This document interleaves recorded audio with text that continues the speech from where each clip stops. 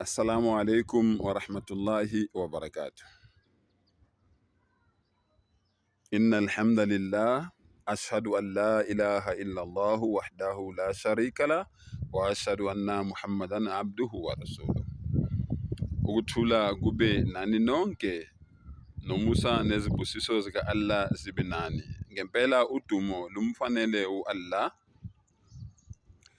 Ngiyafakaza ukuthi akekho onelungelo lokukhonzwa ngaphandle kuka-Allah, futhi ngiyafakaza ukuthi uMuhammad ukuthula kube naye uyisithunywa sika-Allah nesigqila sakhe.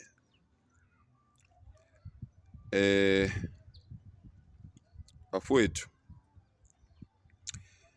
ngelinye ilanga abangani ababili bahleli phansi bayathembisana.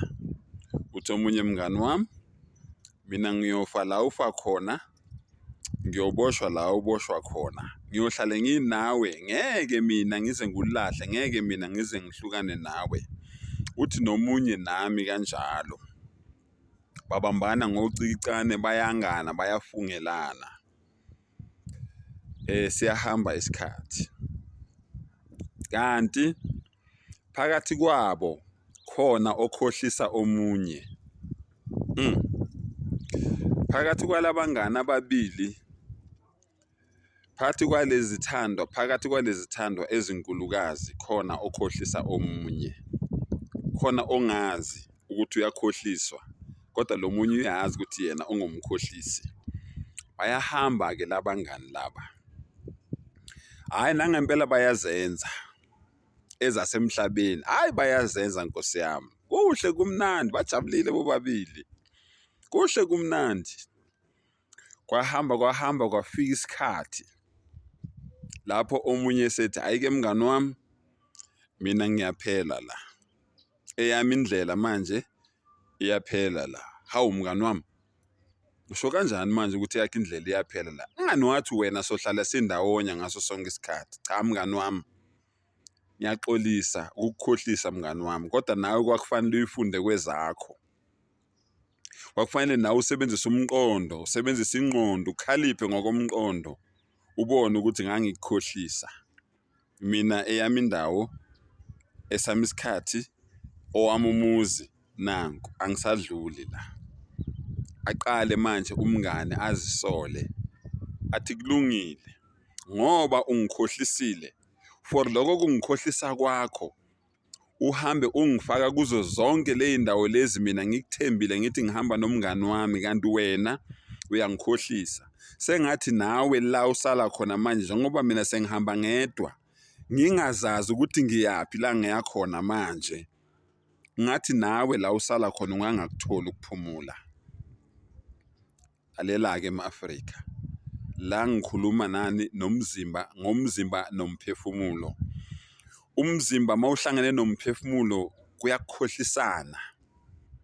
Umphefumulo awazi ukuthi umzimba uyawukhohlisa, kodwa umzimba uyazazi ukuthi wona ukhohlisa umphefumulo, ngoba umzimba ufaka umphefumulo nala ungafuni ukungena khona, ngoba umphefumulo awuna choice, awunakuzikhethela, uhlale njalo kuwumzimba owenzisa zonke lezi zinto lezi eziphuma endleleni umdali angazifuni. Kuthi kufika lapho kumphefumulo usuhlukana nenyama, bese-ke manje umphefumulo ubuza umzimba ukuthi, hawu, ubungangitsheli ngani sonke lesikhathi ukuthi kanti uyangikhohlisa? Uthi umzimba, mina sengiyasala la. Ukhuluma ngani? Ukhuluma ngethuna, ukuthi nawe zibone ukuthi uphuma kanjani.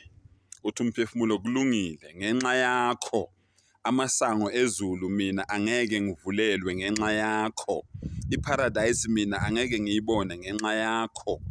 Mina ngiyosayinwa kwirejista ebizwa ngani ngesijini, indawo yabantu abenza kabi, abenza ubudlova, abenza ubusathana, abangafuni ukukholwa ngenxa yakho. Ubungenzisa zonke lezi zinto lezi. Yonke lento yobusathane mina nawe kade siyenza, bengiyenza mina ngingena choice, ngenziwa wuwe. Namhlanje wena uyangijikela. Kulungile, nawe lapha emgodini la uyakhona engathi ungangakutholi ukuphumula. Bafowethu, umzimba unayo indawo. Lungisa indawo yomphefumulo wakho ukuthi makufika isikhathi sokuthi kuyahlukwana, umzimba ungabi isiqalekiso uqalekiswa umphefumulo, nomphefumulo ungaqalekiseki ngenxa yomzimba. Umphefumulo awuyithole indawo, awavule amasango ezulu avulele umphefumulo, ngoba umzimba awungeni ezulwini, umzimba usala enhlabathini. Umphefumulo ongena ezulwini. Akwenzeke ukuthi umphefumulo awuyiphase i-test nawo uhlangene nomzimba uzokwazi ukuthi nawo uhlale endaweni enjabulo, ujabulele umzimba nawo uhlale ethuneni ngokujabula, nomphefumulo uhlale ubhalwe encwadini ebizwa kuyi-Ilin, indawo yabantu abaphakeme abanqobile emhlabeni. Uyibhalwe lapho igama lakho, ulinde ilanga lokwahlulelwa, nawe wehlulelwe kahle njengabo bonke abazobe behlulelwa kahle. Ilokhuzana-ke i-passport yokuthi uphase leyo test leyo, yilo mbhalo noma yileli gama elithi la ilaha illallah Muhammadu Rasulullah.